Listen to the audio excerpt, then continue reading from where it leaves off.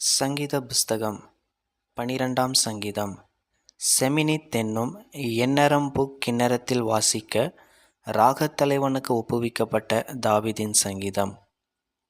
இரட்சியும் கர்த்தாவே, பக்தியுள்ளவன் அற்றுப் போகிறான். உண்மையுள்ளவர்கள் மனுபுத்திரரில் குறைந்திருக்கிறார்கள்.